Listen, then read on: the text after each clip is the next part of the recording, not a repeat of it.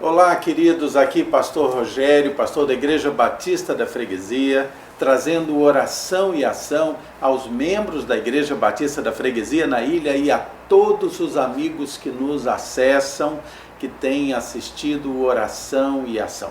Que bom vocês estarem aí assistindo e absorvendo os ensinamentos da Palavra de Deus. Uma alegria. Quero lembrar a todos que nós estamos aqui de terça a sexta, às 19h30, com oração e ação. Às quartas-feiras, como hoje, com um enfoque no estudo bíblico, estamos estudando o Evangelho de João.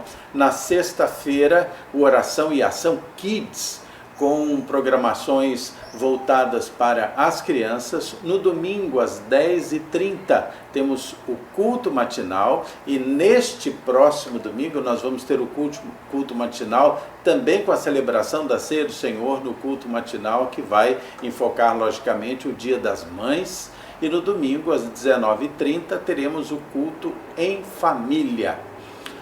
Quero lembrar você também que você pode e deve acessar também o aplicativo Zoom nos domingos às 9 horas da manhã. O Zoom é o aplicativo em que nós estamos também nos reunindo para o estudo da Bíblia na Escola Bíblica Dominical da Igreja Batista da Freguesia. Você pode acessar Igreja Batista da Freguesia e você vai encontrar lá o tutorial sobre como baixar o aplicativo Zoom. E você poderá participar da Escola Bíblica Dominical. Quando possível, você se inscreva no nosso canal e dê o seu like, porque isso ajuda no desenrolar do nosso trabalho e também na própria sensibilidade da aceitação daquilo que nós temos trazido como conteúdo. Você pode se comunicar conosco, pode mandar suas sugestões e mandar também os seus pedidos. Quero lembrar alguns pedidos que têm sido enviados para nós, pedidos de oração, e eu quero compartilhar com você. O irmão Bessa fez contato conosco e nós tivemos uma notícia que não foi boa, de que o seu irmão Gilberto, lá no Acre, faleceu por causa do acometimento do Covid. Nós vamos orar pela família, pela consolação da família.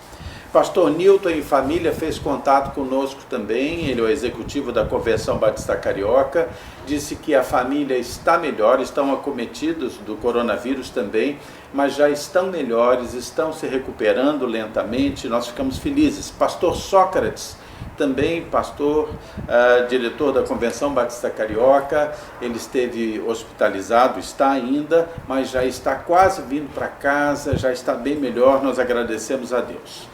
Vamos orar pela Vera, que não está tão bem de saúde. A Nanda, a Fernanda, pede orações pelo Eric, que está hospitalizado. A Simone pede orações pela sua família.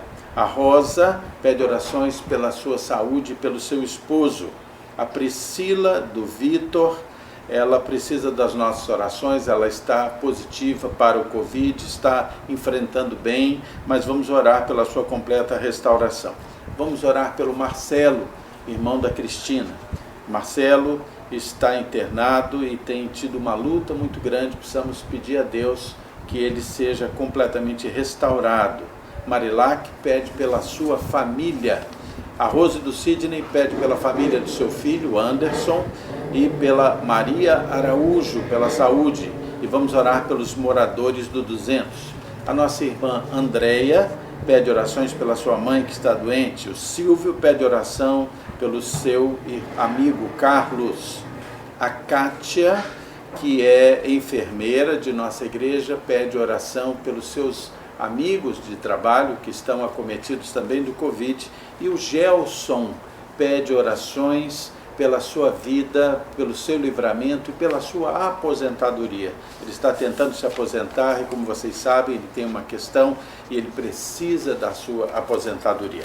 Quero assinalar também algo lindo e compartilhar com vocês, queridos. Tenho recebido zaps e telefonemas de pessoas que estão sendo muito abençoadas pelo oração e ação. Ontem recebi uma mensagem tão linda e emocionante dos nossos queridos irmãos Alex e Carla, lá da Flórida.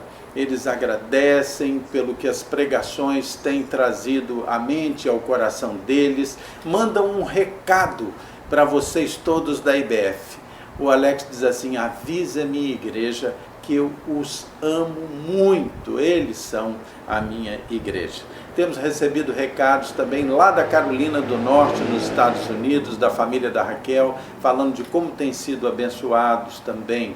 Recados de irmãos aqui também no Rio de Janeiro, da Ilma, da própria família do Gelson também.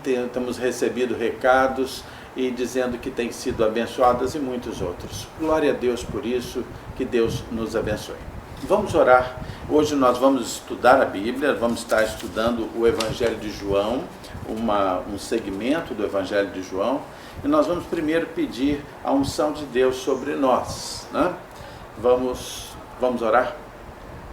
Deus de amor, muito obrigado pelo teu amor por nós, Senhor. Perdoa as minhas falhas e as minhas limitações, e eu quero suplicar que o Senhor me unja com teu Santo Espírito para trazer essa palavra. Abençoa aqueles que estão ouvindo, que sejam ungidos também para a compreensão e discernimento dela. Em nome de Jesus. Amém. Abra aí sua Bíblia, vamos lá, Evangelho de João. Nós vamos ver o capítulo 7, nós estamos no capítulo 7, e nós hoje vamos ver o texto que vai do versículo 25 ao versículo 36. João 7, 25 a 36. Ok? Vou estar lendo o texto. Jesus está em Jerusalém, em meio à festa das cabanas, ou a festa dos tabernáculos, e Jesus a princípio havia resolvido não ir, ele havia resolvido permanecer na Galiléia. Seus irmãos tinham insistido para que ele fosse, e ele acabou entendendo de Deus que deveria ir, e ali Jesus está ensinando no templo, e está surpreendendo as pessoas. Os líderes judeus, os maus líderes judeus, estão pretendendo matá-lo. E agora eu vou ler o que estará acontecendo aqui em João 7, de 25 a 36. Vamos lá. Diziam alguns de Jerusalém: não é este aquele a quem procuram matar? Eis que ele fala abertamente e nada lhe dizem. Porventura reconhecem verdadeiramente as autoridades que este é de fato o Cristo? Nós, todavia, sabemos de onde este é. Quando, porém, vier o Cristo, ninguém saberá de onde ele é. Jesus, pois, enquanto ensinava no templo, clamou dizendo: vós não somente me conheceis, mas também sabeis de onde eu sou. Eu não vim porque eu de mim mesmo o quisesse, mas aquele que me enviou é verdadeiro, aquele a quem vós não conheceis. Eu o conheço, mas venho da parte dele e fui por ele enviado. Então procuravam prendê-lo, mas ninguém lhe pôs a mão, porque ainda não era chegada a sua hora. E contudo muitos de entre a multidão creram nele e diziam: quando vier o Cristo, fará porventura maiores sinais do que este homem tem feito? Os fariseus, ouvindo a multidão murmurar estas coisas a respeito dele, juntamente com os principais sacerdotes, enviaram guardas para o prender. Disse-lhes Jesus: ainda por um pouco de tempo estou convosco, e depois irei para junto daquele que me enviou. A vez de procurar-me, não me achareis. Também aonde eu estou, vós não podeis ir. Disseram, pois, os judeus uns aos outros: para onde irá este que não o possamos achar? Irá, porventura, para a dispersão entre os gregos, com o fim de ensinar? O que significa de fato o que ele diz: a vez de procurar-me, não me achareis? Também aonde eu estou, vós não podeis ir. Muito bem. Vamos caminhando versículo a versículo, a partir do versículo 25, do capítulo 7 de João, e o texto diz assim: diziam alguns de Jerusalém, não é este aquele a quem procuram matar? Vocês lembram que a questão, até o texto lido na última quarta-feira, a questão entre os judeus para perseguir e querer matar Jesus estava fixada no fato de que Jesus muitas vezes usava curar no sábado. E eles estavam muito preocupados com essa questão da lei. Hoje essa questão está aqui abandonada. Eles já estão com uma outra problemática, e a problemática é: quem é esse Jesus? Eles esqueceram da questão legal e eles estão agora questionando a própria identidade de Jesus. Quem é esse Jesus que ensina livremente? O versículo 26 vai dizer assim: eis que ele fala abertamente e nada lhe dizem. Porventura reconhecem verdadeiramente as autoridades que este é de fato a Cristo? Jesus estava antes na Galileia. A Galileia era talvez uma cidadezinha, vamos dizer, do interior, comparando hoje a nossa realidade. Talvez uma população mais simples, mais voltada para as questões ali das suas imediações. Mas agora Jesus está em Jerusalém. Jesus está no meio de um povo mais antenado, um povo que conhece mais as intrigas dentro do poder, dentro do sinédrio, dentro dos dirigentes judeus. Era a Brasília daquele tempo. A Brasília daquele tempo. E é interessante que esse versículo 26 traz uma maquinação muito perceptível da parte de alguns de Jerusalém. Eles começam a tentar jogar um contra o outro. E eles dizem: eis que ele fala abertamente e não estão dizendo nada para ele. Porventura reconhecem verdadeiramente as autoridades, os políticos, que este é de fato o Cristo? Aqueles homens estão tentando jogar uns contra os outros para tirar proveito e para acusar Jesus. Seria como a figura de um entrevistador nos nossos dias, que num programa da mídia estivesse entrevistando alguém, um político de alguma projeção, e faz a este político uma pergunta sobre um outro político que poderia jogá-los um contra o outro. Sabe aquela teoria de que a alegria do palhaço é ver o circo pegar fogo? É mais ou menos o que está acontecendo aqui nesse momento. Eles estavam fazendo maquinações. O versículo 27 vai nos dizer: nós, todavia, sabemos de onde este é. Quando, porém, vier o Cristo, ninguém saberá de onde ele é. Aqueles homens sabiam que Jesus tinha vindo da Galileia, tinha vindo de Nazaré. Nazaré era uma cidade muito humilde, de gente muito simples. A Galileia era um lugar de gente muito simples. E eles estavam menosprezando os locais de origem de Jesus. Estavam ali menosprezando e dizendo: como podem estar ouvindo esse homem? Como poderiam estar pensando na possibilidade desse homem ser o Messias? Mas o interessante é que nesse afã de jogar uns contra os outros, eles começam a lançar dúvidas. Na realidade, a expectativa daquele povo era de que o Messias viesse de uma outra forma, uma forma muito elaborada, de uma forma fantasiosa, até lendária, mítica. Eu quero sugerir que vocês vão comigo até Malaquias 3, no capítulo 1, há uma certa alusão de como seria a vinda do Messias, uma delas, né? Porque a Bíblia nos fala de várias dessas situações. Mas vamos ler juntos Malaquias. Malaquias é o último livro do Velho Testamento. Malaquias 3:1 tem uma profecia messiânica da vinda do Messias e diz o seguinte: eis que eu envio o meu mensageiro que preparará o caminho diante de mim. De repente, virá ao seu templo o Senhor a quem vós buscais, o anjo da aliança, a quem vós desejais.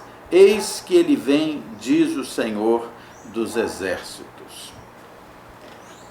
Esse texto sugere uma aparição fantástica, uma aparição cheia de glamour. Mas, para um bom entendedor, está escrito logo no começo: eis que eu envio o meu mensageiro que preparará o caminho diante de mim. E aí, claramente, uma alusão a João Batista, que viria preparar o caminho de Jesus. E depois virá ao templo o Senhor, a quem vós buscais, o anjo da aliança, a quem vós desejais. E eis que ele vem, diz o Senhor dos exércitos. Pensavam numa aparição gloriosa. Interessante que Jesus vai falar realmente no templo, mas Jesus também vai fazer citações, uma delas dizendo que o templo seria derrubado, não ficaria pedra sobre pedra e seria reconstruído em 3 dias, e ali Jesus está falando da sua morte e ressurreição.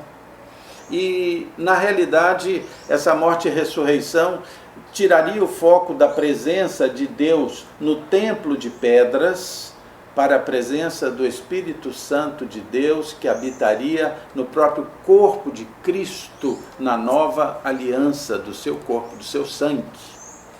Esse Cristo estava aludindo também, certamente, à futura habitação do Espírito Santo, e o Espírito Santo habita na sua igreja, que é o corpo de Cristo no nosso tempo.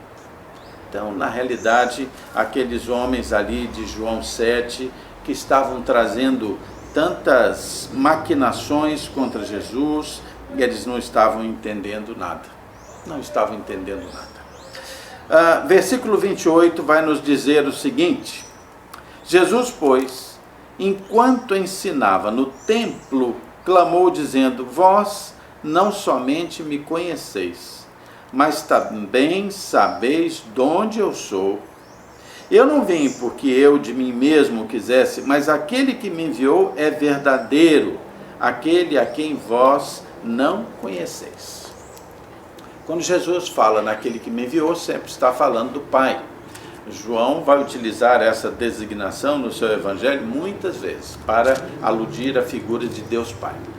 Claro que Jesus não está ali defendendo que Deus é verdadeiro, nem precisaria, até porque os judeus concebiam muito claramente Deus como verdadeiro, Deus Jeová, mas ele está aludindo à verdade de si mesmo, dele mesmo ser o Messias enviado pelo Pai. Ele está defendendo a sua verdade. E quando ele diz que eles não conheciam a Deus, ele está dizendo: olha, vocês não entendem a lei, consequentemente vocês não conhecem a Deus e por isso não conhecem a mim.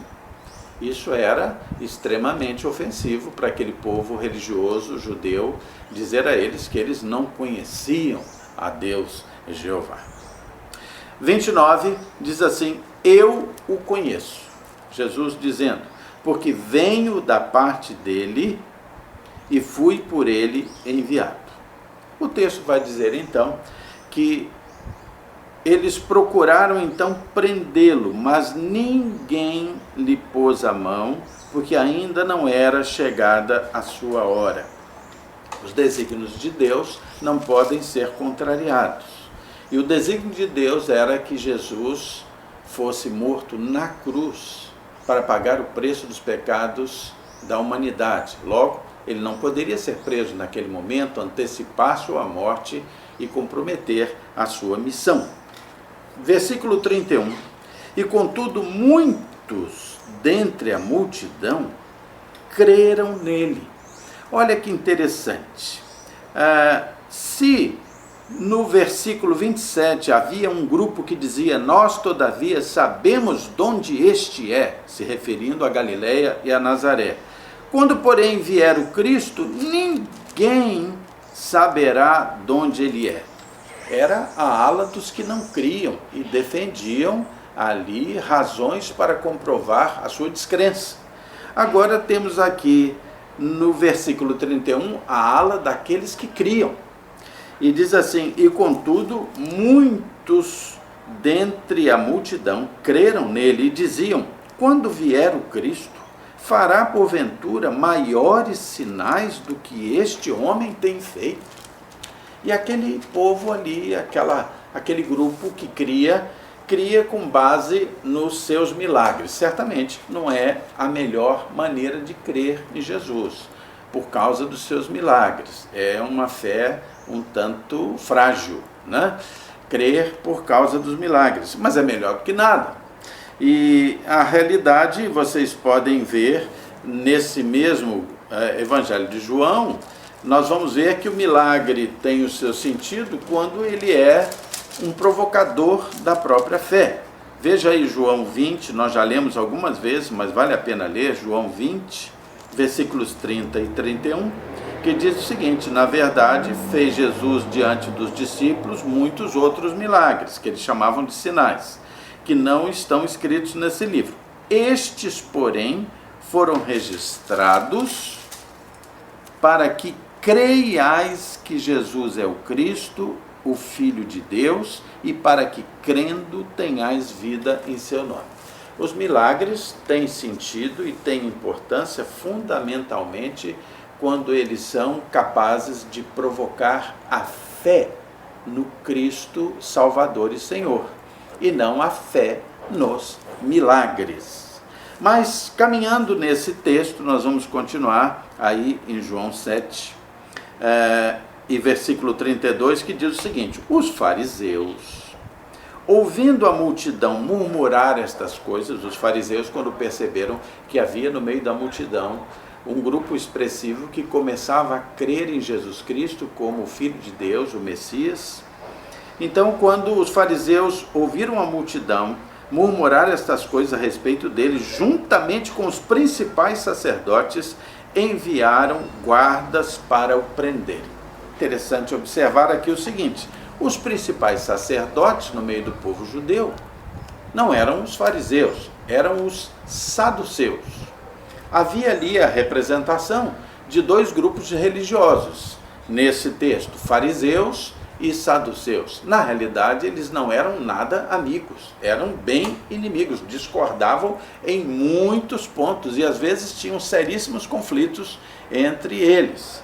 Mas na hora de perseguir Jesus para o matar, eles se uniram. Isso não é raro de ver, quando grupos que são, vamos dizer, antagônicos ou são desafetos, querem destruir um terceiro, muitas vezes eles se unem na sua maldade. Será que isso parece diferente dos dias de hoje? Acho que não. Mas ali, naquele momento, fariseus e saduceus se uniram para destruir Jesus. E é interessante que eles dizem o seguinte: enviaram guardas para prenderem Jesus. Esses guardas ali do templo eram os levitas. Nós gostamos tanto de enxergar os levitas como os músicos do templo, e muitas vezes eram mesmo os músicos do templo, mas eram também os guardas. E o sumo sacerdote tinha uma ascensão muito grande sobre o capitão da guarda do templo, levita, e eles juntos entraram no consenso e deram ordens para que os levitas guardas do templo fossem atrás de Jesus para o prender. Versículo 33 diz o seguinte: disse-lhe Jesus: ainda por um pouco de tempo estou convosco, e depois irei para junto daquele que me enviou. 34. Haveis de procurar-me e não me achareis. Também aonde eu vou, vós não podeis ir. É interessante pensar o seguinte: Jesus estava deixando claro que a morte para ele não era o fim.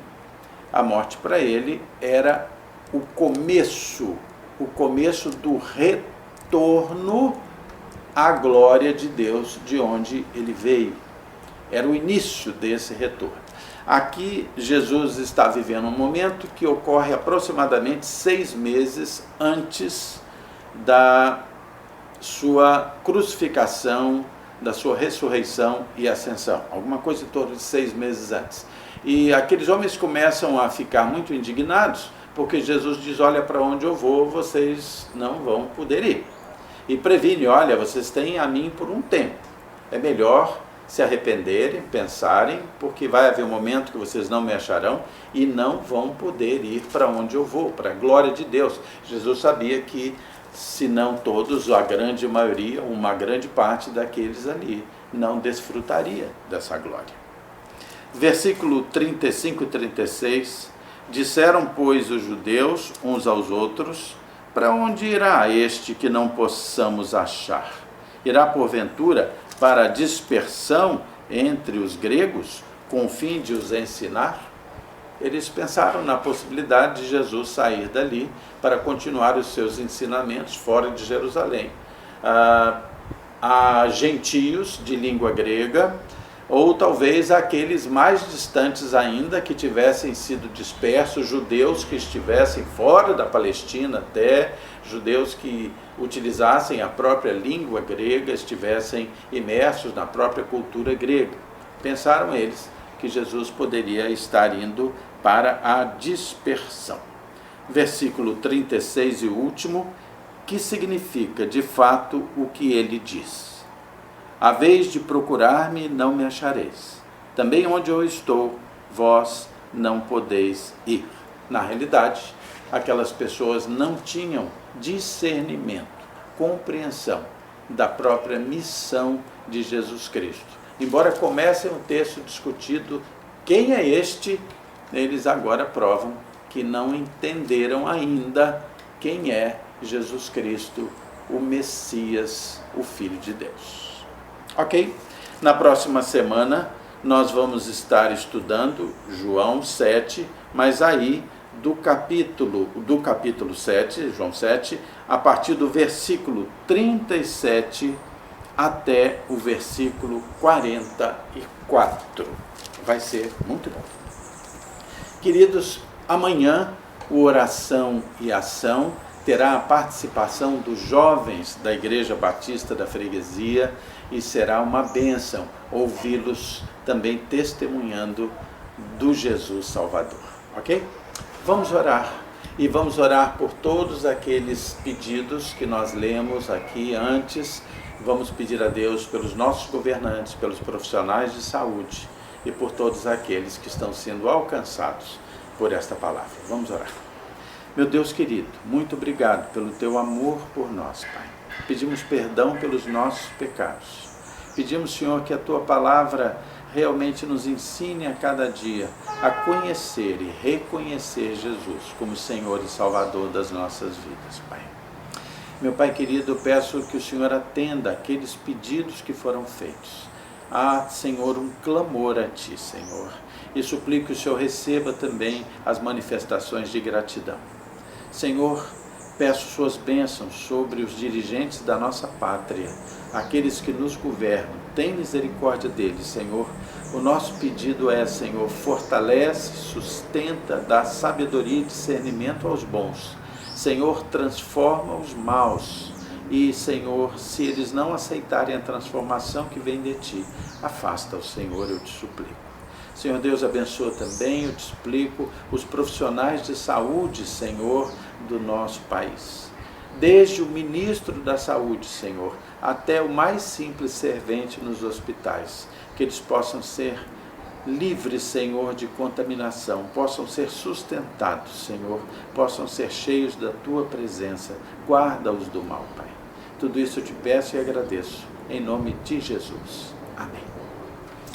Queridos, Deus abençoe vocês, cada família, cada pessoa, que cada um de vocês se sinta abençoado e guardado por Deus. Até amanhã, Deus abençoe, até lá.